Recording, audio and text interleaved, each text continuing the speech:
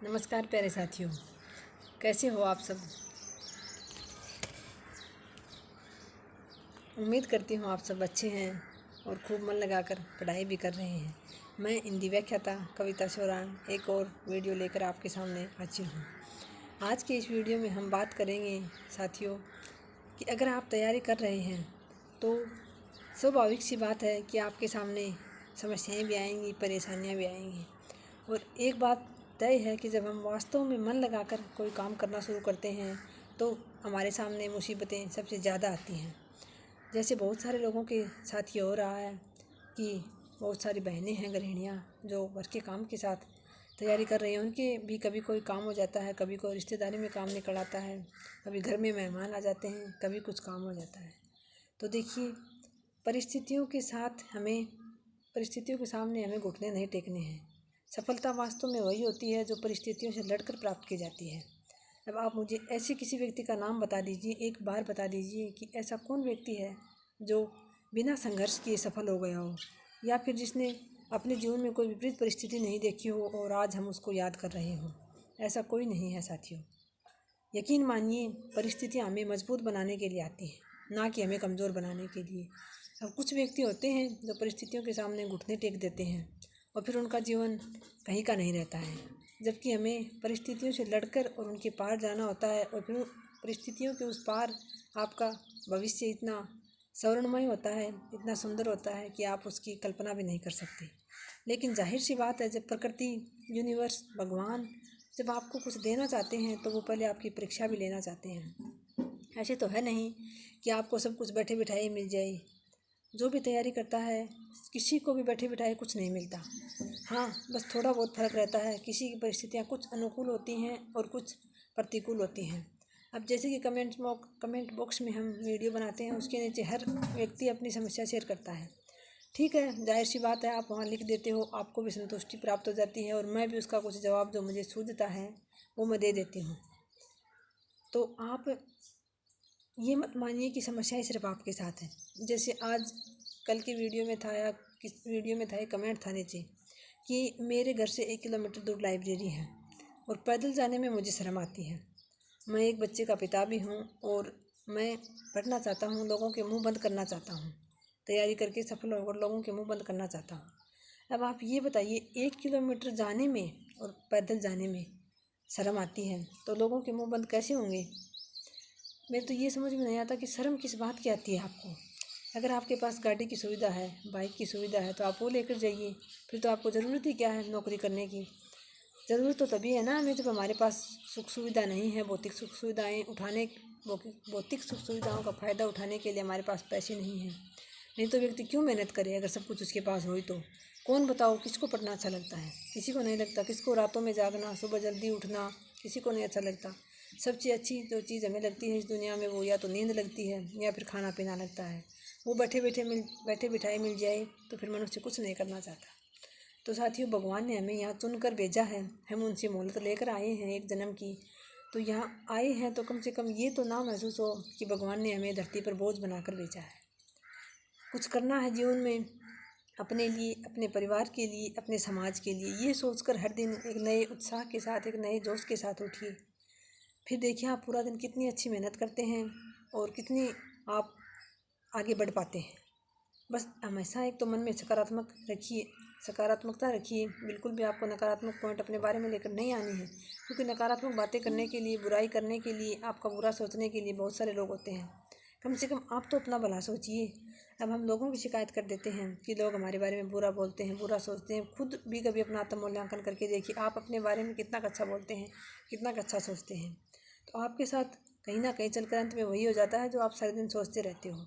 इसलिए आपको सकारात्मक रहते हुए, सकारात्मक दृष्टि से ही और सकारात्मकता के साथ ही आगे मेहनत करनी है ताकि आपको सफलता मिले। अब आप ये बताइए, लोगों का काम तो होता है बोलना, तो आप उनके तानों को, उनकी नेगेटिव बातों को आप अपने सामने एक उनकी चुनौती बनाइए कि इसने मुझे ऐसा क्यों कहा। उसको बोलकर जवाब किसी को नहीं देना आपको कि उन्होंने मुझे ऐसा क्यों कहा।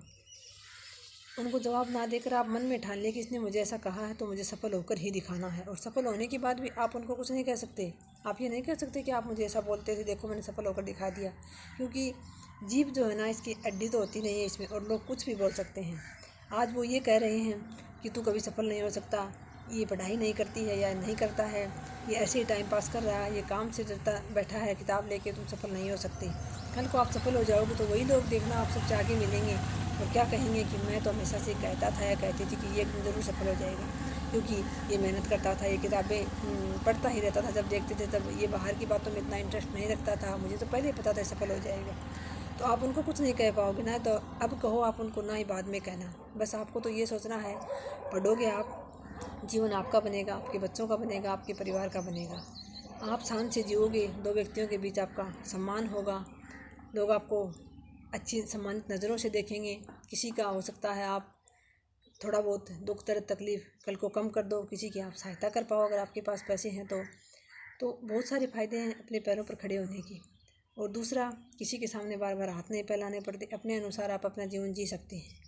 तो देखो, अगर अपने अनुसार जीवन जीना है, टीचर भर्ती की आप तैयारी कर रहे हो, आपको पता है टीचर भर्ती में कल को आपको इतने, आप अगर रात को जग रहे हो, दिन में तकलीफ़ उठा रहे हो, नींद को त्याग रहे हो, सुख को त्याग रहे हो, फ़ोन से दूरी बना के रख रहे हो, तो कल को आपको सैलरी भी तो इतनी मिलेगी, इतना ही शानदार जीवन होने वाला है आपका। तो सीधी सी बात है, देखो कुछ पाने के लिए कुछ खोना पड़ता है पहले। हमें भी, जैसे कि हम फसल के लिए पहले खेत में बीज बो के आते हैं, उसके बाद ही तो हमें कुछ मिलता है ना वापस, और बहुत ज़्यादा मात्रा में मिलता है। तो उसी प्रकार से आपको तो अभी थोड़ा त्याग करना है, थोड़ा अपने फ़ोन से, अपने रिश्तेदारों से दूर रहना है, नकारात्मक लोगों से दूर रहना है, अच्छा सोचना है और अच्छा मन लगाकर पढ़ाई करनी है, समर्पित होकर पढ़ाई करनी है। तो आप देखना कल आपको कितना ढेर सारा मिलने वाला है। किसी ना किसी दिन किसी PDF में, किसी लिस्ट में आपका नाम आएगा और आपका पूरा जीवन ही बदल जाएगा। आपके सारे पन्ने पलट जाएंगे आपके जीवन के, और आपका जीवन कितना शानदार होगा, कल्पना करके देखिए। तो फिर उसके लिए साथियों मेहनत तो करनी पड़ेगी। ऐसा तो है नहीं कि अब घर में किसी ने कह दिया आप उस बात को लेकर बैठ गई, किसी और के लिए आप रोने बैठ गए, कोई आपसे अपना दूर चला गया तो आप उसको लेकर रोने बैठ गई।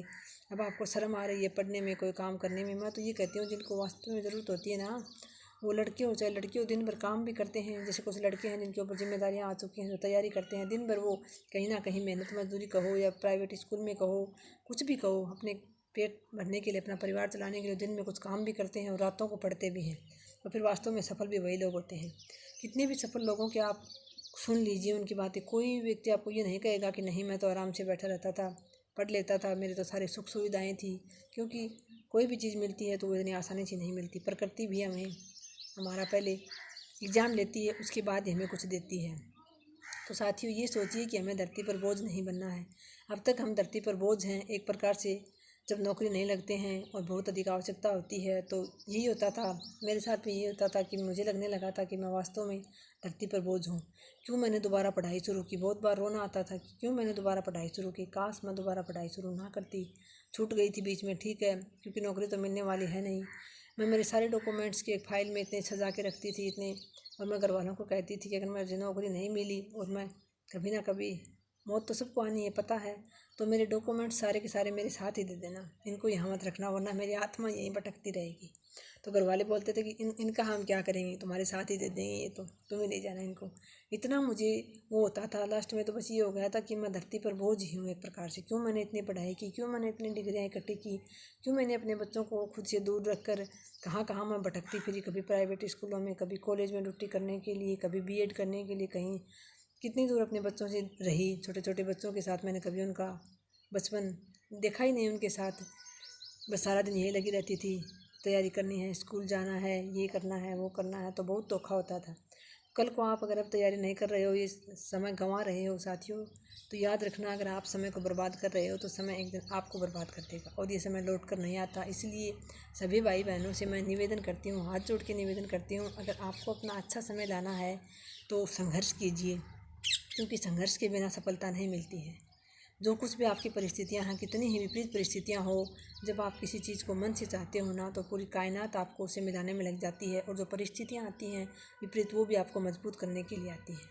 तो याद रखना साथियों, सफलता तभी मिलेगी जब लगातार बिना थके रात दिन मेहनत करोगे, सकारात्मक दृष्टिकोण रखते हुए मेहनत करोगे, तभी सफलता मिलेगी साथियों। मेरा आशीर्वाद, मेरी दुआएं आपके साथ हैं, आप सभी साथी कामयाब हों, मैं यही दुआ करती हूँ हमेशा, आप सब भी मेरे बराबर हो जाएं। आज की वीडियो में इतना ही साथियों, मिलते हैं नेक्स्ट वीडियो में। धन्यवाद। जय हिंद, जय भारत।